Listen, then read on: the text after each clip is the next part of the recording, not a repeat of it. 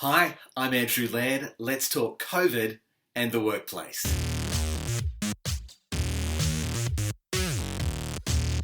Well, thank you for all your responses to our first video, episode 1, where we explored getting creative with distributed teams. I asked you to share in the chat or comments what you're doing to try and keep the informal interactions up with your colleagues.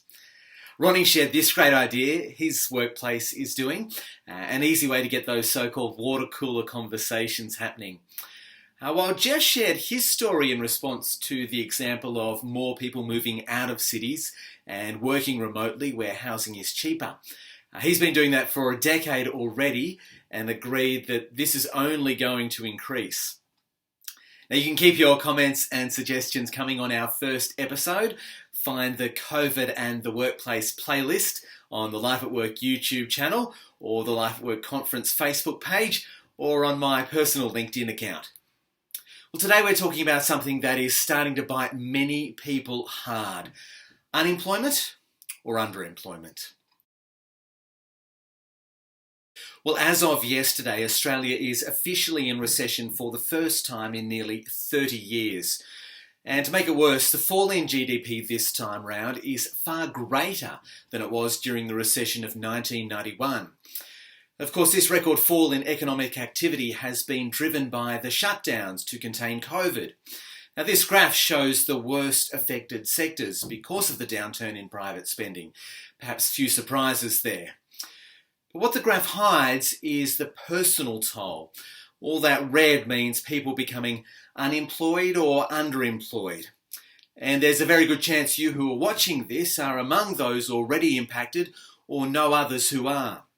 So what I want to do is outline 2 ways the Bible helps us think about unemployment so that we can better care for those without paid work or care for ourselves if we're in that situation.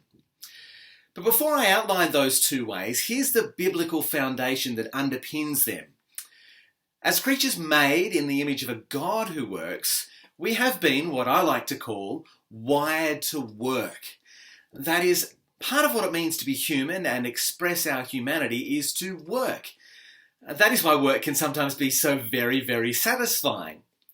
Now, I could say so much more on that, but this principle that we've been wired to work leads us to 2 ways we can care for those unemployed or underemployed. Firstly, it encourages us to show real and genuine empathy to those without work. Unemployment hurts. It is painful. And the reason is because it cuts at part of what it means to be human. The late English preacher and pastor John Stott described unemployment like this: an assault on our humanity. It's a brilliant turn of phrase because it acknowledges that unemployment attacks part of what it means to be human.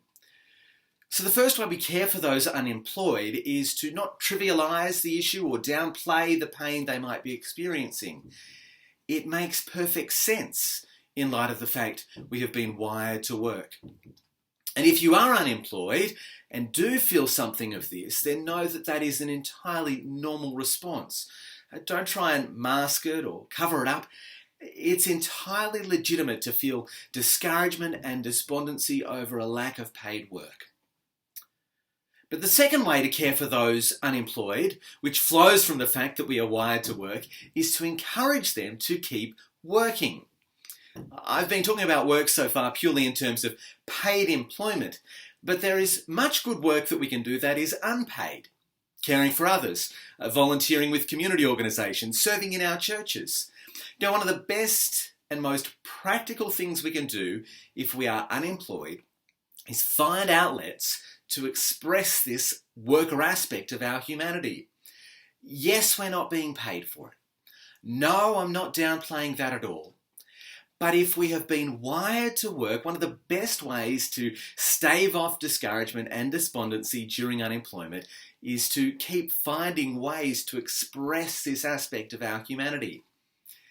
And for those of us seeking to love and care for and encourage those who are unemployed, one of the best and most practical things we can do is help them find outlets to express this aspect of their humanity. That is, find good, albeit unpaid work to do.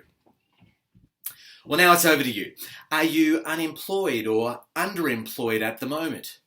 What things would really help you?